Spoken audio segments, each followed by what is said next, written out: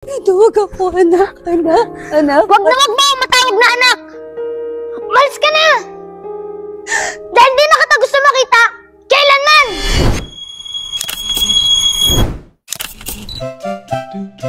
Wow, Peter! Ang ganda-ganda naman dito! Oh, sure. Magugustuhan ka ng mami ko. Hi, Peter! Hi, mami! Mwah!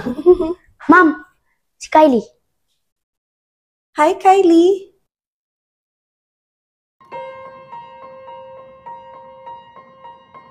Nice to meet you, Kylie. Hi po. Kylie? Are you okay? Okay lang ako. Medyo nahihilo lang ako. Alam mo, stepmom ko yan si Mami Virgie, pero parang tunay ko na rin siyang mami. Thank you, Peter. So, Kylie, Peter said that you're children's event party planner? Yes, tita. Oh, that's nice.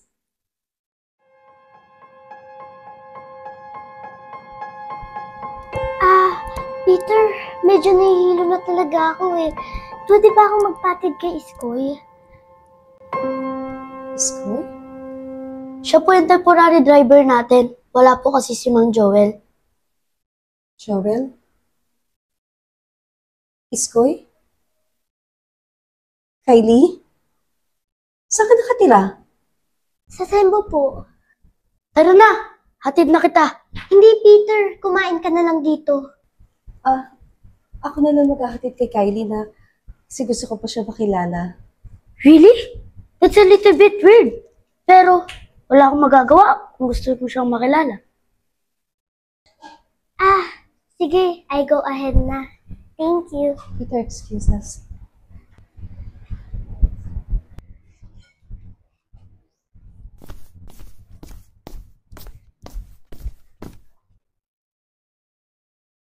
Siya ba si...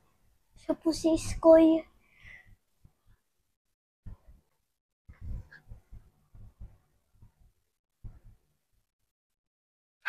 Francis?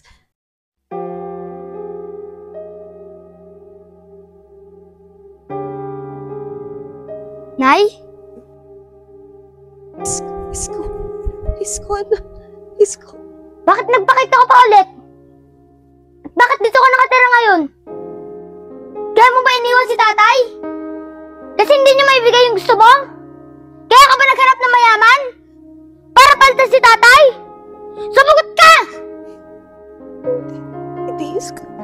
Hindi, anak. Hindi ko kayo pinagpalit sa karangyaan. Pinagsisisihan ko na iniwan ko kayo para sa kapatid mo na si Ruth. Pinagsisisihan ko yung araw na yun, simula noon hanggang ngayon. Kung alam mo lang na nadudurog ako. Kung paano ko nadudurog na araw-araw, iniisip ko kayo magkakatid. Kaya lang,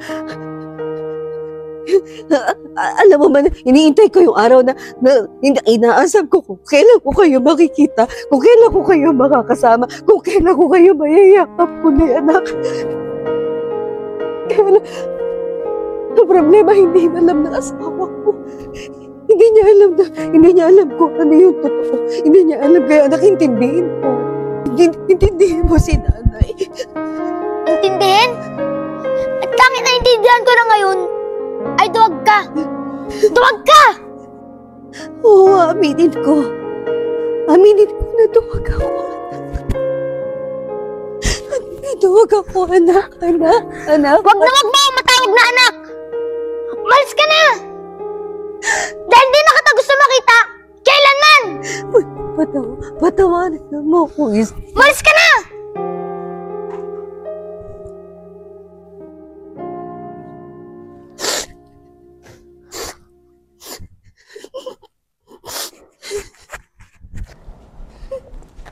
Tita.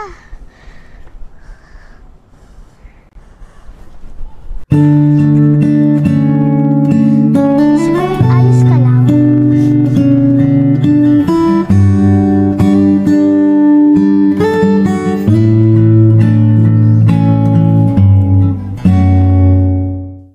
Oh, Mami, bakit nandito ka pa? Kala ko, hinatid mo si Kylie.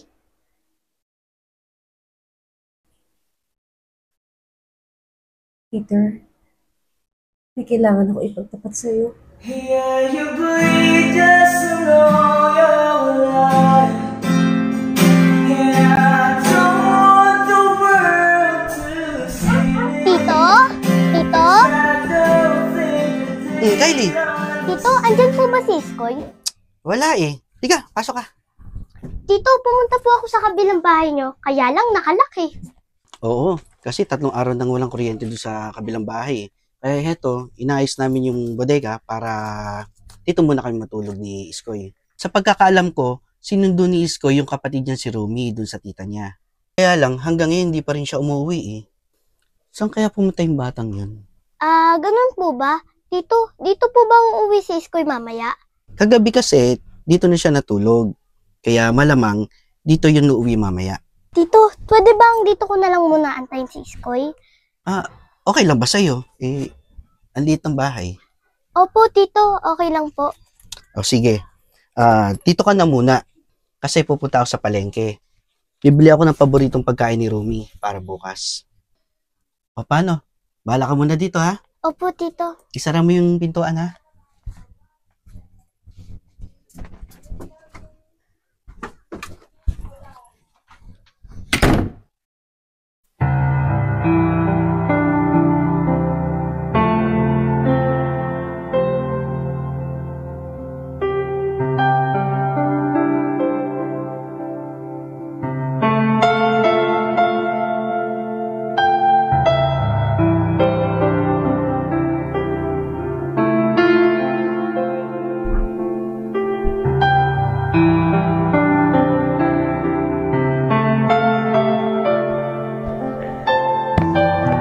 Iskoy? Ano ka ba? Nag-alala ako sa'yo. Saan ka ba galing? Ba't ngayon ka lang? Ba't ngayon ka lang umuwi? Kylie, ang gulo ng isip ko eh.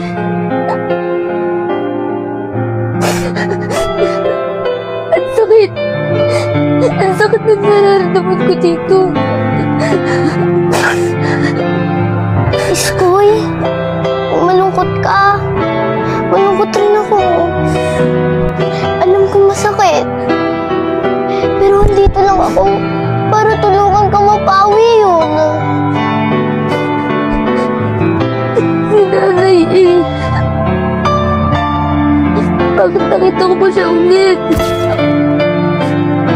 Hindi ko na siya matanggap eh. Kaya niyo ba ganun lang kadali yun? Wala nung iniwan na kami. Nung bata pa kami. Hindi ko na siya matatanggap sa buhay ko, Kylie.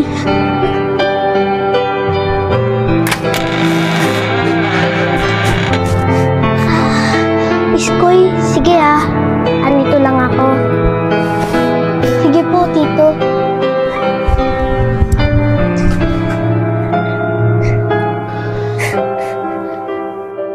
Walang kasalanan ng nanay mo, Iskoy.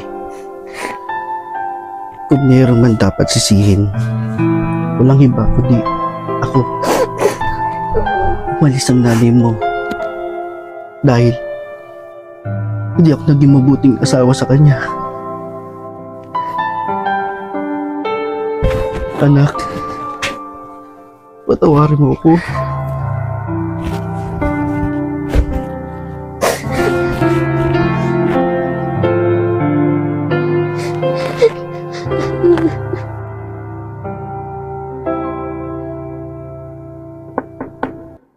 Kuya! Umalis ka! Kuya! May bisita ka! Paalsin mo! Ayaw ko tumanggap ng bisita ngayon!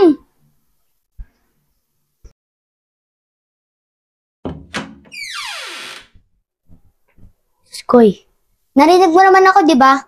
Ayaw ko tumanggap ng bisita ngayon, Skoy. Kailangan natin mag-usap. Sinabi na sa akin ni Mami ang lahat. Alam ko nasaktan ka nung iniwan niya kayo. And you have all the right to be mad. But I want you to know that she's a one woman. A wonderful person. Ang tanging naging mali niyang sa inyo, naging duwag siya sa pagtanggap sa kanyang nakaraan. At dahil dito, napabayaan niya kayo. Pero Iskoy, gusto niyang bumawi sa lahat ng pagkukulang sa inyo ni Romy. Please, give her a chance before it's too late. Ulis ka na!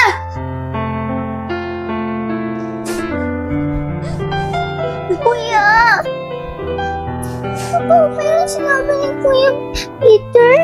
Nakita mo si nanay? Kuya! Gusto ko siya makita! Gusto ko siya mayagap! Puntahan natin siya! Kuya! Sige na oh!